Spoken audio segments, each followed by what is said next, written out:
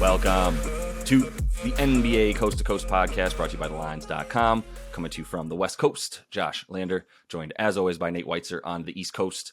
And we have 6 games here on Monday night to choose from. In this one, we're taking a look at the Heat playing host to the Hawks again after they just beat them in the same scenario just a night or two ago. Also have another game video up for you and our player prop, so want to make sure to like and subscribe to that page and follow along with us all throughout the rest of this regular season and into the postseason as we're coming back to you guys each and every weekday. Also want you guys to head to thelines.com. You can check out all the great written content we have up there for you guys as the NBA is in full swing down the stretch. We also have that odds finder tool up there for you guys. You can make sure you're getting the best juice available to you on all those bets you're making in the NBA this season. Nate, let's go ahead and jump into this 6-game slate and then talk about our game, Heat and Hawks.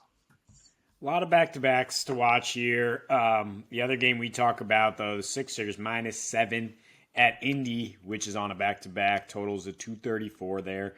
Celtics have gone from +2 at Cleveland to +6 because we really don't know who's going to play for Boston after they went to double OT. Losing to Josh's Knicks. He cannot fight back the smile. 9-0 with Josh Hart now. The Blazers -6 at Pistons. Blazers are on a back-to-back here. Hawks are +3 at Miami, as you mentioned. Totals at 229 now. Raptors +7 at Nuggets, also a 229 total. And then the Pelicans are +5.5 in Sacramento, with De'Aaron Fox questionable. Also, Jonas Valanciunas questionable, so we'll see about that one. I feel like we just did this with Miami, but except it was a home and away with Philly. They jump up and beat Philly, and then they go home and get pretty smacked. Generally, they're much, much better at home, much more reliable. I don't think reliable is a word we would use in the same sentence with the Heat at this point this season. They are extremely unpredictable in terms of both their injury reporting and then their actual play. They've lost now 6 of their last 8. They have won 9 of their last 12 at home still. I mean, Philly is not like anything to sneeze at in terms of losing to them after they beat the Bucks, this weekend. And this is really a big brother, little brother situation against the Hawks, right? I mean, they've won 3 straight against the Hawks at home. That's just regular season. They absolutely spanked the Hawks out of the playoffs last year and shut down Trae Young routinely. This is now a Quinn Snyder offense that is running way too much through Trae Young, I guess. I was trying to get ahead of him using DeJounte, and DeJounte did have a big game on Friday, a huge game, in fact, but then both Trae and DeJounte just struggled mightily against this Heat defense, scoring 109, shooting 9 for 30 from 3. Despite getting 30 free throw attempts, they only get to 109. Really bad assist-to-turnover ratio, and that's what Miami does. I mean, they muck it up. They're not going to give you easy looks. They're going to really slow it down. In those 12 home games I mentioned, the pace is 94.5. They only allow 106 a game. They only score 107 a game. Their offense is not at all impressive, and that's why 8 of 12 have gone under. 4 of their last 5 in general have gone under. This despite, adding Kevin Love to the starting lineup, which should help both their offense and the other team's offense, and it just hasn't. It is a bit of a short rest situation here with a third game in 4 nights, and maybe that makes you a little worried more even about the Heat. But for me, it's just them being home favorites. They're being favorites in general, 28-18 to the under. 21-12 to the under after a W when they start to get rolling a little bit here. And I do definitely lean towards them beating the Hawks because of what I mentioned. Like, they just have their number. And if Trae Young's not going to get going, I wouldn't expect much. And then you look at the Hawks trend, which is just not winning when they're underdogs in general. Those games also going under.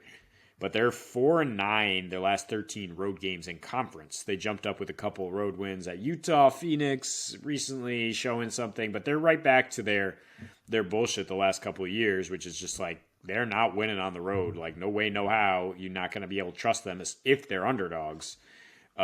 Maybe if they're like supposed to be the team, they will. But yeah, I would not. So we have a hard time trusting either team in this spot. But the total's up, and Josh is surprised, and that makes the under even better here. That's what I got for you, man. We were looking at this game. It's an interesting slate. There's some back to backs. It's a little bit wonky, like we were talking about before we started recording, and that really leads me to go. I have to pick a Miami game, but I'm going under. And I like the under at 227, and I still kind of like it at 229. I would say 227 was pretty accurate. I thought that was a pretty accurate opening total there for this game. If you look at the matchup history between these two teams, especially in Miami, I think that's crucial here. And you mentioned the splits for Atlanta.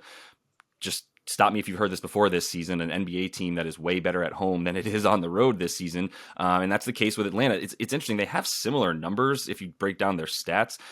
They score fewer points on the road, but they're playing like a smidge faster, and they get a few more free throw attempts, which is huge for them, as we know, because that's a big part of their game is Trae Young playing a pick and roll and then getting free throws out of that for himself or other people. And they've got 3 more free throw attempts on the road. But I also look at what they do here in this situation versus Miami. In Miami, and this is just not a good place for them. It's not a good place for Trae Young, who, despite being a really solid villain on the road and having solid road stats in certain situations, not the case in Miami. And we'll talk about that in player props as well. But I mean, in his last roughly like 6 games against Miami, I'm not even talking about the playoffs, which was which was like 5 games that they got just completely blown out. Did the Hawks when they were playing in Miami, especially.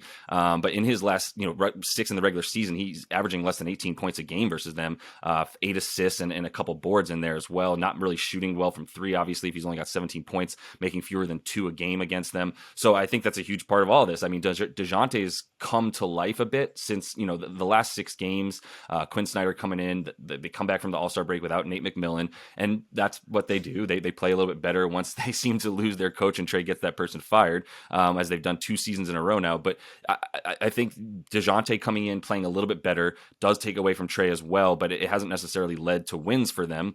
And the offense itself in general, while it's been a little bit better since they came back from the break, scoring 120 a game in that time frame, and still giving up about 119, playing at pretty much the same pace. I think what they like to do and what they've done a little bit better to get a few more points per game than what they were doing is things that the Heat stop as well as anybody. Points in the paint, fast break points, second chance points. The Hawks have upped their numbers in those 3 categories in the last 6 games more noticeably than any other category that they out there for them. Those aren't 3 areas that they've been solid so far this season, and that's what they've relied on to get a few more points, like I said, in their last 6 games. The problem is the second chance points, fast break points, points in the paint are all things that the Heat limit at, the rate of basically top 5 in the league throughout the season. They've been a little bit worse over the last 6, but once again, I'm focusing on them playing at home, where they also play a little bit differently than they do on the road. But at least they play better at home, play better defense. They play better overall in terms of winning. So I do like them in this situation because of that, or I like the under in this situation because of their ability to play defense at home.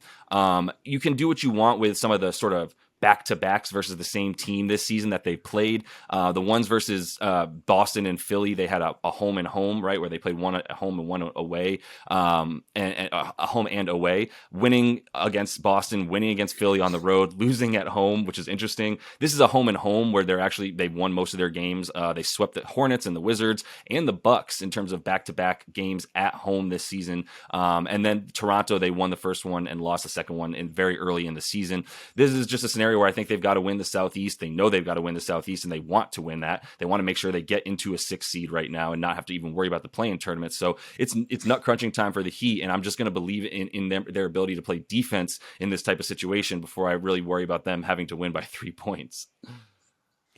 Yeah, I mean those home numbers against 2 division opponents and against the Bucks does show you that kind of raises their game to say, like, let's just show this team that we have their number, which again is what they have for Atlanta. But yeah, I mean, I guess we got to 226 on Saturday despite DeJounte and Trae shooting 5 for 27. I guess there is an opportunity to say, like, well, that's not going to happen again. But look, I don't really trust Miami to score 117 again. Like, these are 2 of the worst 3-point shooting teams in the 3-point heavy NBA, and they're also good at limiting free throws on the other end. And Clint Capella's in there. Protecting the rim. I mean, Miami can just go ice cold. Like, they had an unexpectedly good game from 3 different people on offense, which almost never happens. Yeah, I mean, they have just 22 assists per game in those last 12 home games, just 10 threes. There's not a lot of firepower here to expect Atlanta to play the way they have with other teams, which, you look at their last 4 road games, all losses, by the way. They had that 138 points at Charlotte, but 108 with a 109 offensive rating in their other 3, and that includes the one at Miami. But other teams can slow them down. If another team wants to play an up and down game, sure, Atlanta will get into shootout, but they can be checked right now, and I think Miami has their number.